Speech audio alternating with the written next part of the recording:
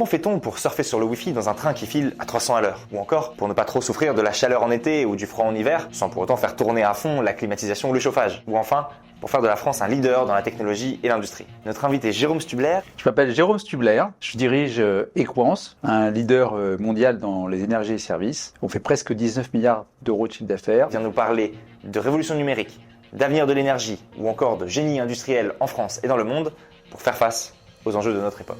Est-ce qu'il faut réindustrialiser l'Europe? Oui. Décarboner, c'est facile. C'est pas si compliqué que ça, il y a plein de solutions. Tout le monde en France est en contact avec ton entreprise. Faux. Les ingénieurs façonnent le monde. Ils font la partie technique qui est importante, mais qui est pas unique. La science a toujours raison. La science a raison par définition, son usage peut être complètement dans le faux. Les grandes entreprises sont une solution, pas un problème. Les grandes entreprises peuvent être un accélérateur de solutions parce qu'elles ont les moyens. On va vers un monde de plus en plus numérique. Oui. L'écologie est un luxe. Non, c'est pour tout le monde. On peut faire beaucoup d'économies d'énergie grâce à des technologies plus efficaces. On peut faire énormément d'économies d'énergie. Il faudrait davantage de femmes parmi les ingénieurs et les techniciens. Ça, c'est sûr. C'est mon entreprise qui a électrifié la France. Elle a participé dans toutes les grandes phases de l'électrification de la France au début du siècle dernier. Il y a plein d'emplois dans la transition écologique. Énormément, on a besoin de tout le monde. Le monde fait face à des enjeux, une crise écologique et en même temps une forte accélération du numérique. Ça implique des changements pour la société. Concrètement, à quels défis est-ce qu'on fait face en France? On fait face à pas mal de défis, des défis de sécurité en ville. Le numérique est une réponse à ça. Ça permet d'observer ce qui se passe dans la ville, d'être réactif, de donner des informations à des services. Ça permet d'apporter un confort aux citoyens, un confort par la sécurité, par le fait que au sein de la ville, le citoyen va avoir une donnée qui va être disponible, qui va faire de l'intermodalité des transports. On prend le bus, puis on sait à quel moment on va attendre pour aller prendre le métro ou le bateau si c'est en bord de mer où il y a une rivière à traverser. Pour les bâtiments, le numérique va servir à réguler la thermique du bâtiment. On peut faire des trucs pas très sophistiqués, on met un thermostat, on régule la température. Un truc super sophistiqué, on a un machin avec de l'IA qui regarde s'il y a des gens le lundi, qui va utiliser la météo à l'avance, qui va utiliser l'inertie thermique du bâtiment. Est-ce que quand on va le chauffer, ça va réagir tout de suite? Quand on va le refroidir, est-ce que ça va réagir tout de suite? Tout ça, on peut le faire avec du numérique pour économiser de l'énergie, pour améliorer le confort, pour améliorer la sûreté et la citoyenneté du monde. On parle beaucoup d'intelligence artificielle ces derniers temps. Moi, j'ai vu récemment un débat qui m'a passionné sur la chaîne de The Economist, le journal, entre Yuval Noah Harari, qui est un historien, et le fondateur de DeepMind, Mustafa Suleyman. Et Yuval Noah Harari disait l'IA peut nous aider dans la résolution du défi climatique. À l'aune de ce déploiement de l'intelligence artificielle, comment est-ce que toi tu envisages le développement du numérique, son avenir et potentiellement sa conciliation avec ces enjeux climatiques? L'IA peut apporter des éléments. Il ne faut pas considérer que l'IA va sauver le monde, que l'IA va transformer le monde. L'IA est un outil qui permet de gagner du temps sur une série de tâches que l'on peut automatiser. L'IA, il ne faut pas oublier que l'IA, c'est une moyenne d'informations qu'on a passées qui vont être restructurées par une linéarisation de l'information. Donc, par définition, l'IA ne fait pas de prospective. L'IA ne va pas proposer quelque chose de nouveau. Il va structurer l'information, il va faire des calculs qui vont permettre de dire, voilà, la plus grande probabilité que la bonne réponse soit celle-ci, c'est celle-là. Voilà. Et à partir de là, l'IA peut, par exemple, pour faire des économies d'énergie, dire, bon, on est au mois de mars, la météo qu'il y a eu dans les jours précédents, c'est ça. Voilà les informations qu'on a sur la météo. Donc, je vais avoir telle consommation d'énergie liée à la thermique des bâtiments. Je vais avoir telle consommation parce que c'est un vendredi ou c'est à la veille d'un match où il y a des gens qui vont se transporter. Malaxer toutes ces informations, faire une prédiction d'énergie qui va peut-être permettre demain, par exemple, de stocker de l'énergie pour pouvoir utiliser plus d'énergie décarbonée et pas se retrouver avec des batteries, le jour où on aura des batteries pour stocker de l'énergie à l'échelle locale ou nationale, et puis utiliser de l'énergie carbonée. Donc voilà. Donc on va faire des gains par toutes ces optimisations. C'est pas négligeable, hein, ça peut être des 5, 10, 15%, 20% selon le point de départ que l'on a. La société Equans que tu diriges, ça fait 200 ans qu'elle participe au grand changement de la société sur l'électrification, sur le nucléaire, sur les réseaux télécoms et Internet. Aujourd'hui, c'est quoi les grands chantiers sur lesquels vous travaillez qui permettent de prendre en compte et de répondre à ces enjeux? On travaille sur 3 transitions. La transition énergétique, la transition digitale et la transition industrielle. Sur la transition énergétique, globalement décarbonée, c'est utiliser de l'électron vert, c'est-à-dire de l'électricité qui a été produite par un système décarboné. Le nucléaire, le photovoltaïque, l'éolien et l'hydraulique. À partir de là, il faut qu'on arrive à faire rentrer tout dans la boîte. Ça veut dire quoi? Faire en sorte que toute la consommation que l'on utilise soit électrique avec cette énergie décarbonée pour éviter la consommation d'hydrocarbures, de gaz. Ça veut dire quoi? Ça veut dire qu'il faut électrifier.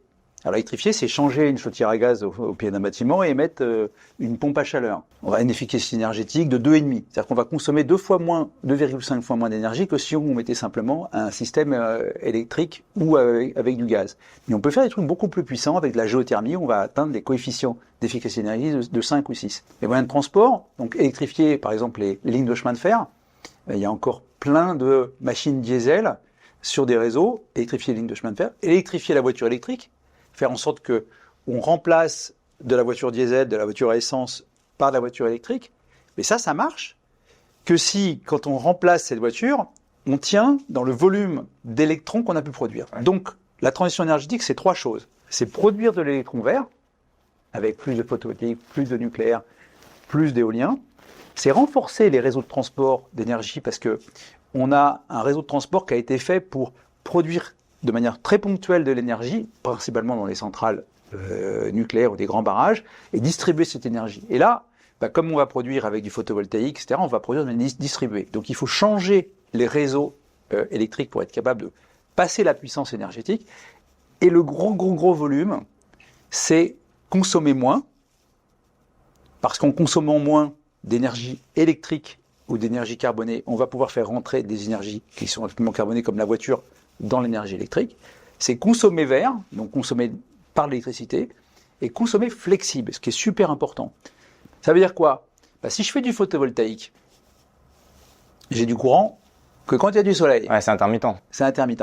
Donc, il est impératif qu'au moment où j'ai plus de soleil, je ne passe pas avec du gaz. Donc, il va falloir que je puisse utiliser par du stockage énergétique, par la manière dont je vais faire du stockage thermique ou électrique, je vais pouvoir réguler mon énergie que je consomme pour que ça s'associe au moment où je vais produire. Parce que tous ceux qui ont fait un peu de cours d'électricité, ça ne se stocke pas, mis à part dans les batteries. Ouais. Et pas à très long terme, c'est compliqué de la stocker à long terme. Si, ça tient assez longtemps. Mais globalement, c'est économique de stocker dans des batteries quand c'est pour stocker pour moins de la semaine. Après, c'est plus compliqué. Ce qui est le plus économique, c'est stocker dans de l'eau. Ah oui, dans de l'eau. On stocke dans de l'eau.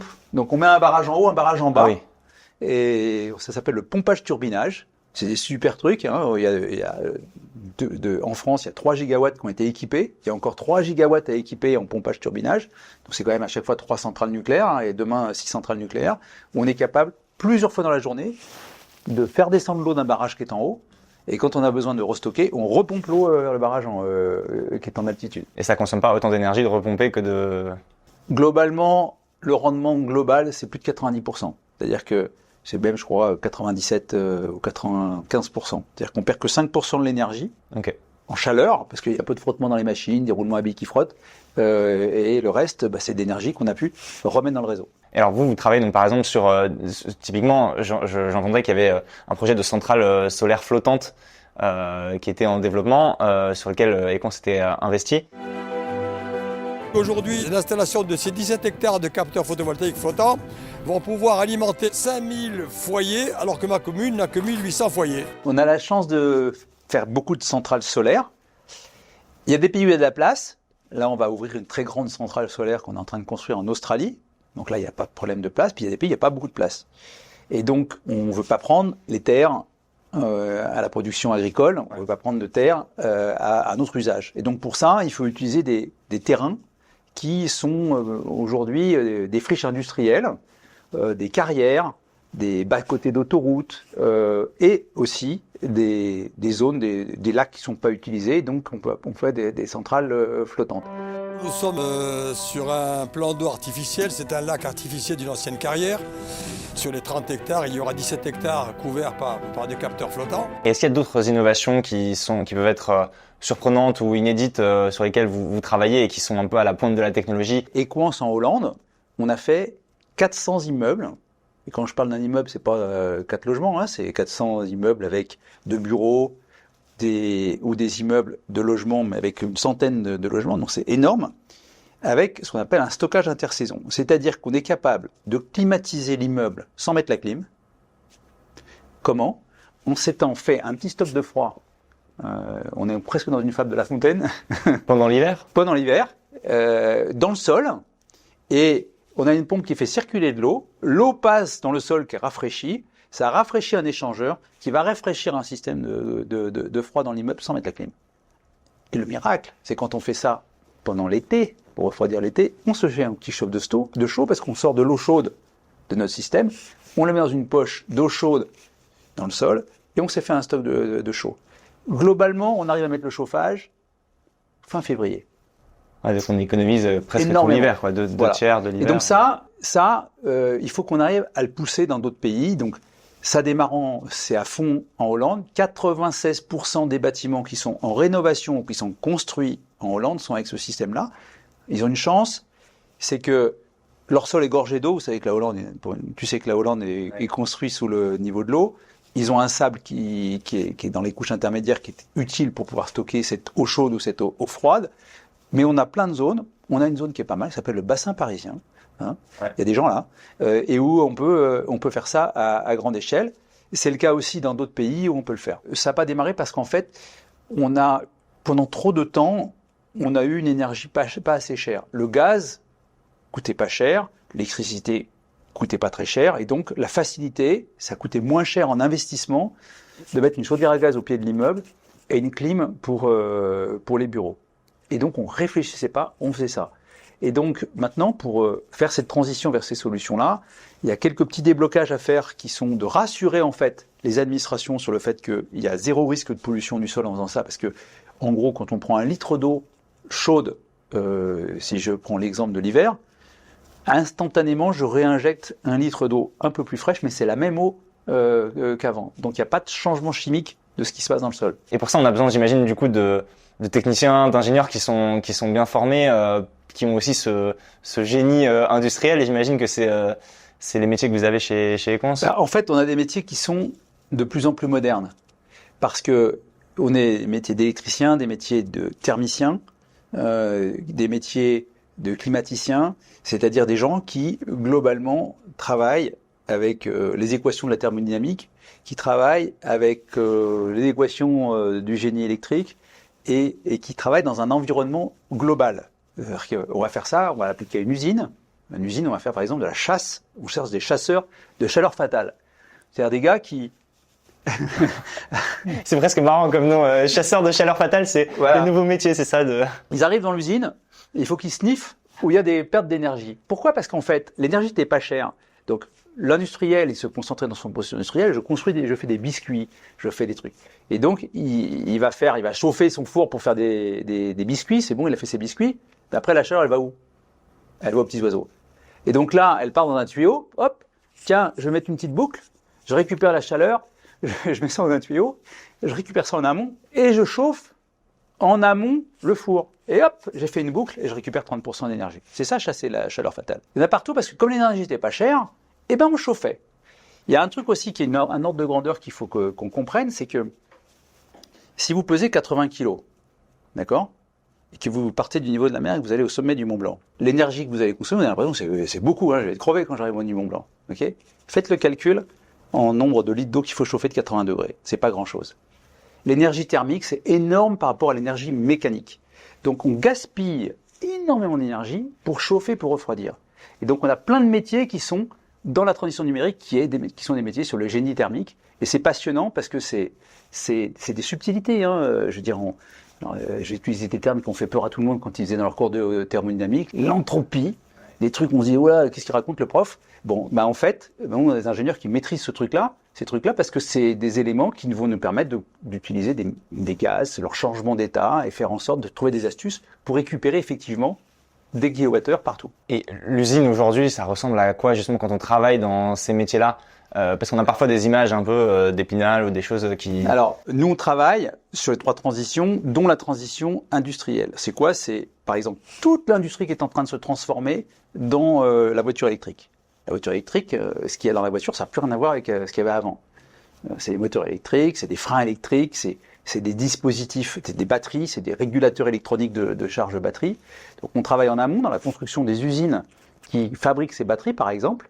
On travaille dans ces éléments. Alors, d'abord, peut-être que, et ça c'est très très important comme message, il ne faut pas que les jeunes considèrent que l'industrie c'est le truc noir où on va en bleu de chauffe et où ça pue et où on travaille dans des conditions qui sont terribles. L'industrie d'aujourd'hui, c'est extraordinaire, c'est des salles blanches, c'est des machines hyper sophistiquées, c'est des robots, c'est de la programmation, c'est un environnement high-tech très très intéressant qui sont le mélange en fait de plein de techniques. C'est du numérique, c'est de l'informatique, parce qu'il y a de l'informatique dans tout pour gérer en fait tous ces équipements.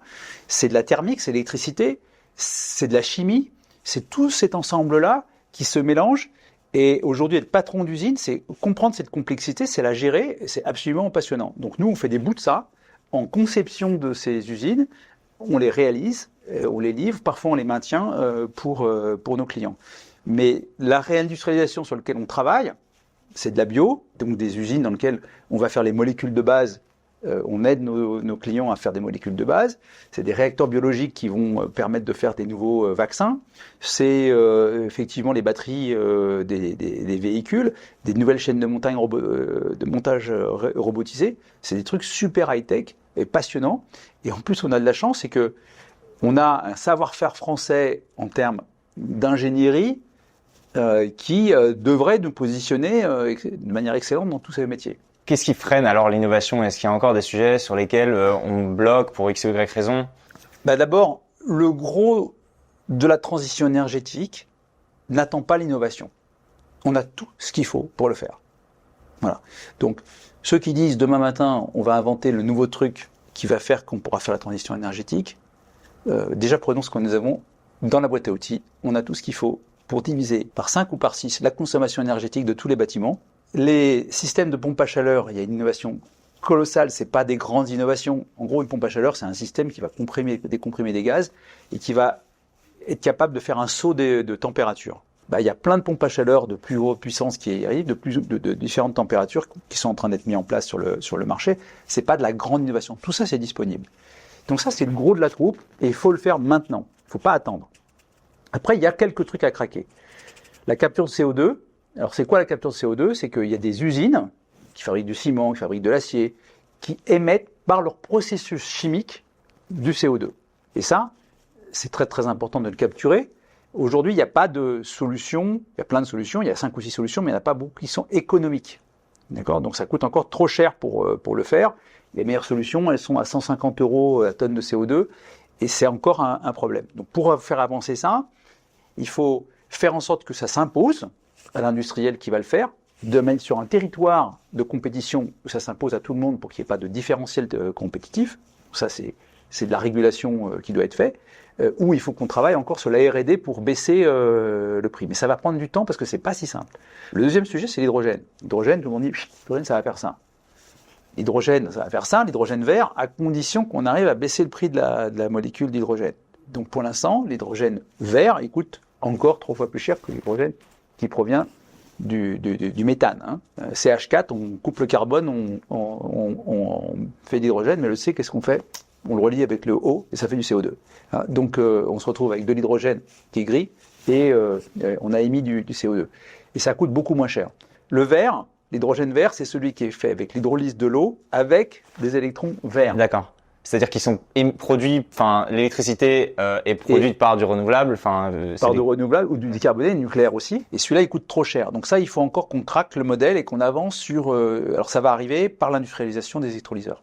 C'est-à-dire que les électrolyseurs vont baisser en prix petit à petit, et en baissant sur sa courbe de prix, on va faire de l'hydrogène qui sera beaucoup moins cher. Pour l'instant, il y a des industries qui sont des industries, on va dire, qui peuvent se le payer et qui y vont. Et c'est ce qu'il faut faire, il faut démarrer par ceux qui peuvent le payer parce que ça va générer le volume qui va permettre de faire descendre la courbe de prix. Comme le photovoltaïque, c'était cher au début. C'est ultra concret en fait. Pourquoi c'est ultra concret? C'est pas facile de faire un truc sans utiliser de l'énergie. Dès qu'on fait une activité, quasiment, on utilise de l'énergie. Et donc, à chaque fois, on peut se poser la question, le système énergétique qui est derrière, est-ce qu'il est optimum? Donc ça touche tout le monde tout le temps. Je prends ma voiture, je prends, voilà, à part si effectivement vous prenez que votre vélo et que c'est que l'énergie des gens. Mais même, on a un frigo en général, enfin Voilà. on fait la cuisine. Voilà. Donc à chaque fois, il y a un système énergétique qui est optimisable. Et c'est pour ça que c'est un métier qui va être extraordinaire pendant les 50 prochaines années, parce qu'il y en a de partout et c'est extrêmement concret et proche de nous tous. Si on veut s'inscrire dans cette aventure avec Equans par exemple, où on travaille à ces transitions, il faut quoi comme compétences? D'abord, on est d'accord pour prendre tout le monde, quelle que soit la formation, quelle que soit la compétence. Ce qu'on veut, c'est un comportement.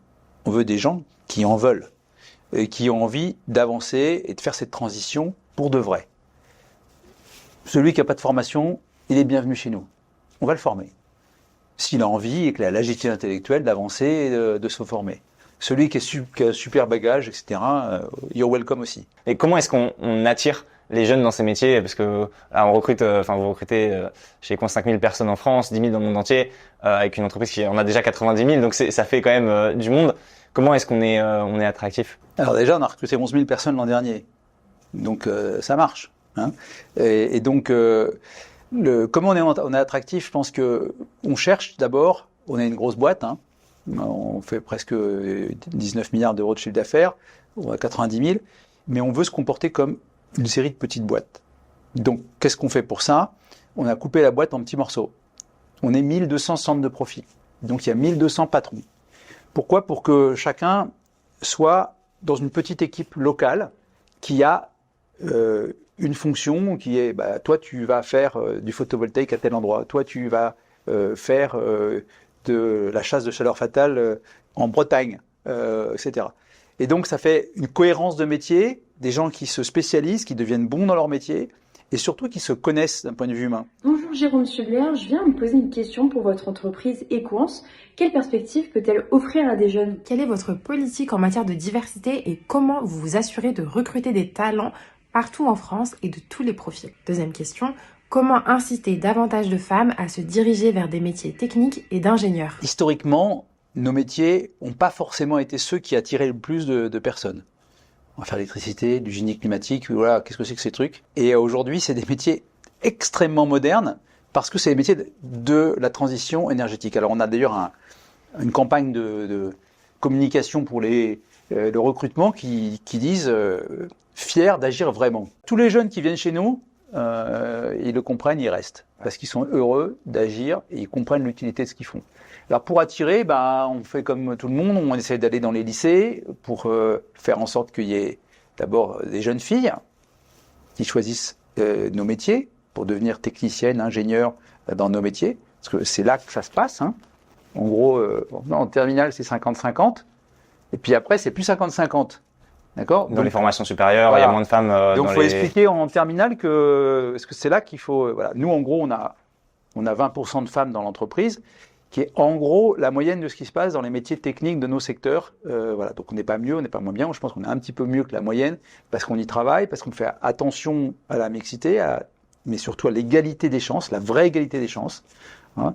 Pas uniquement en fonction du sexe, mais en fonction de la provenance et en fonction du niveau d'éducation. Maintenant, la réalité, c'est que oui, il faut qu'on fasse plus proactif pour avoir des femmes dans l'entreprise parce que il faut faire cette attraction en terminale, dans les écoles d'ingénieurs, dans les écoles de techniciens supérieurs, parce que il faut qu'on explique nos métiers. Donc on passe du temps à expliquer.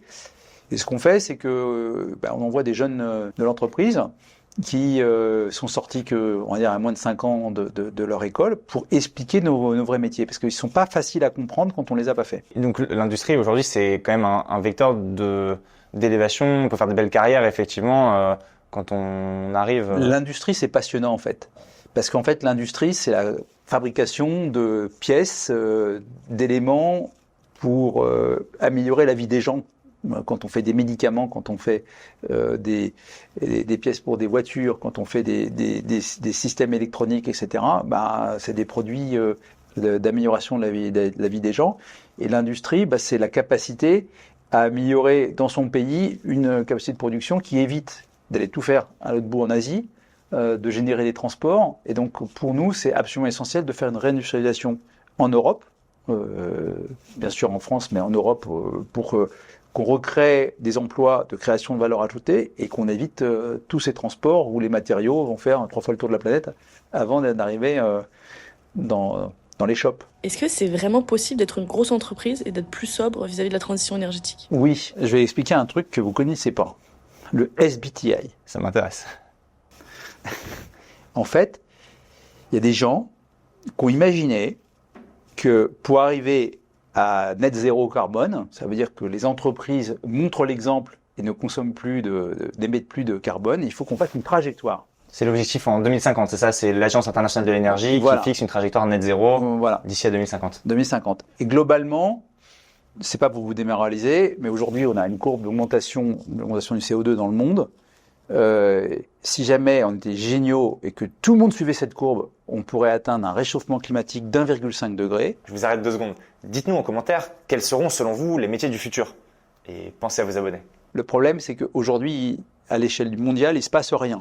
D'accord ? Néanmoins, les entreprises, en particulier européennes, avancent pas si mal que ça. Et c'est ce qu'on appelle l'engagement SBTI. L'engagement SBTI, c'est de dire, ben moi je vais contribuer. Il y a plein de boîtes qui ont signé ça et on fait partie de ceux qui ont signé. Et on dit, en 2030, pourquoi on dit 2030 et pas 2050 ? Parce que 2050, c'est trop loin. Et si on se projette à 2050, super, on sera à zéro. Mais enfin, la plupart des gens ne seront plus dans l'entreprise. Ils seront à la retraite, on leur souhaite. Et on dit en 2030. Et donc, en fait, tu remplis un tableur dans lequel tu racontes ce que tu fais, voilà, ton activité, etc. Et le truc calcule et dit, vous, Equans, vous devez réduire de 42% votre empreinte CO2 en 2030. D'accord ? Pour ce qu'on appelle le scope 1 et 2, c'est-à-dire l'énergie principalement que l'on consomme pour tout ce qu'on fait. Et puis, on continue le tableur, on continue, on remplit les trucs, et il nous dit moins 52% sur les entrants. C'est-à-dire que les machines, les pompes à chaleur, tous les systèmes, les pompes, tout ce qu'on va mettre en place sur nos chantiers, doivent avoir un impact de 52% en moins en 2030. Alors c'est quoi le coup de baguette magique pour y arriver ? Déjà, si on prend le premier paquet, on a des voitures comme tout le monde. On a beaucoup de voitures parce que on a des camions, on a des engins de chantier, puis on a des bureaux. Donc, on fait la liste de tout ça dans des grands tableurs et on dit, ce bureau-là, il pollue. On va lui faire sa rénovation énergétique. Tchac, divisé par 5, la consommation d'énergie. On va changer la chaudière, on va mettre une pompe à chaleur. On va s'appliquer à nous-mêmes ce qu'on propose à nos clients. Pour que le cordonnier ne soit pas le moins bien chaussé. Voilà. On fait ça pour les voitures.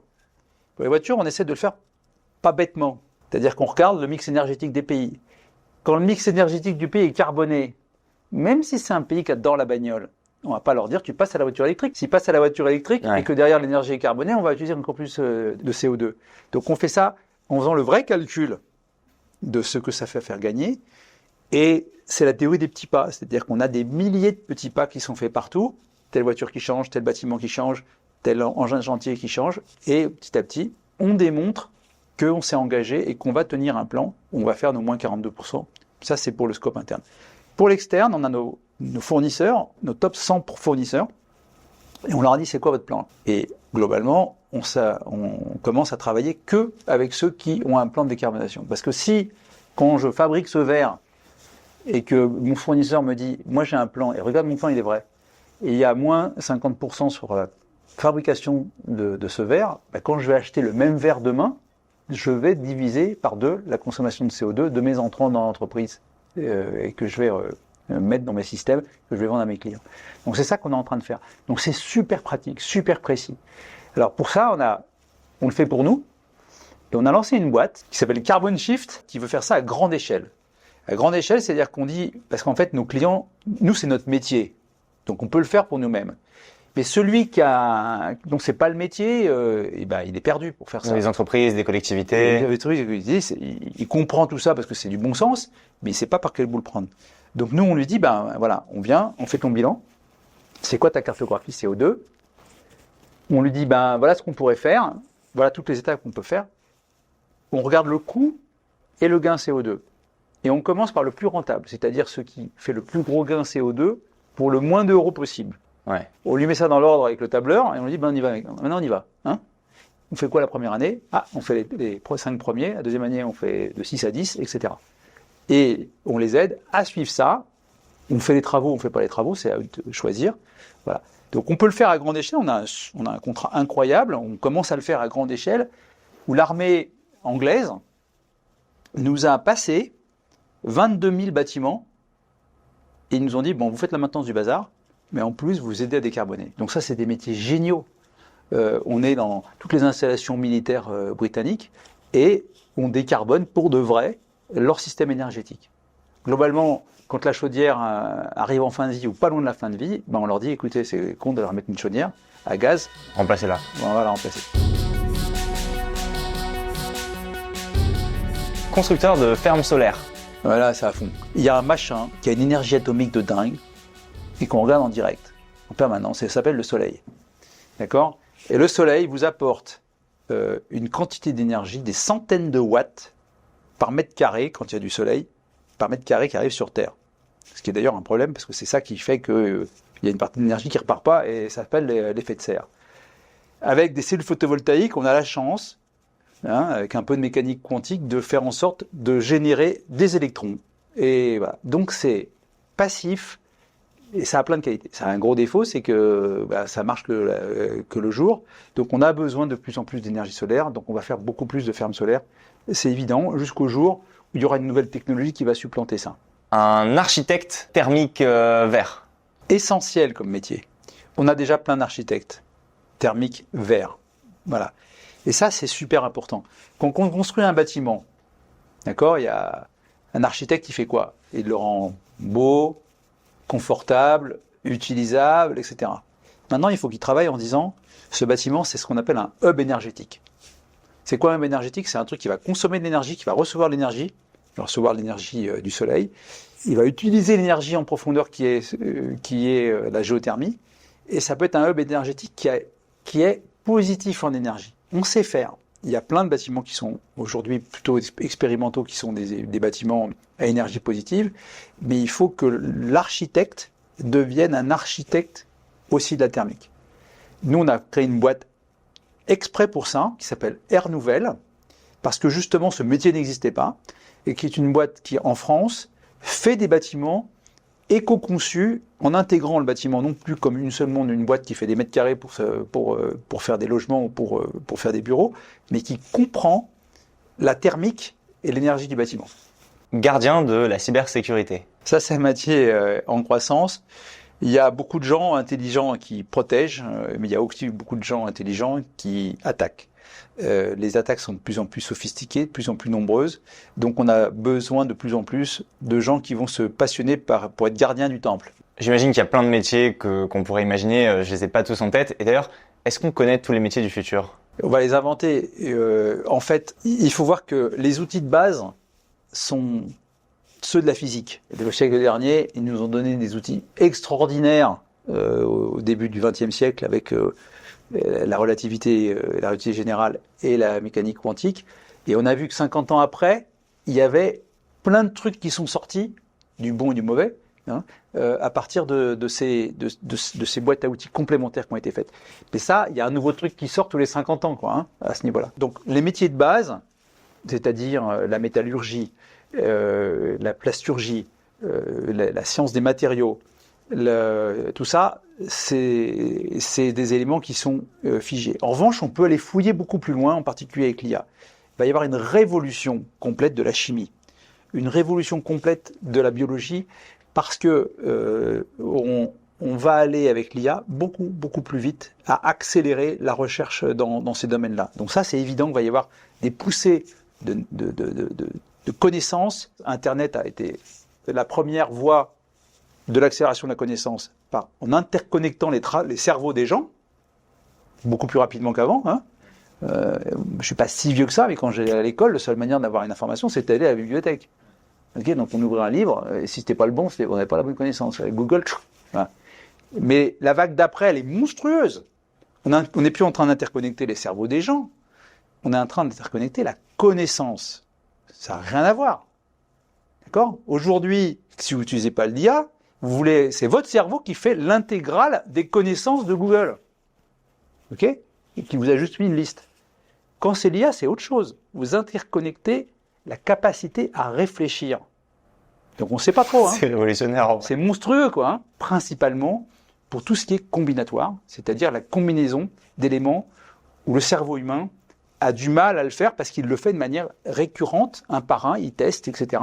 Alors que l'ordinateur, hop, c'est fini. On a vu beaucoup de choses. Je voudrais conclure par une dernière petite comparaison avec quelqu'un qui est très suivi sur Internet pour ses prises de parole sur les questions énergétiques notamment. Tout ça ne va faire que s'amplifier. Bon.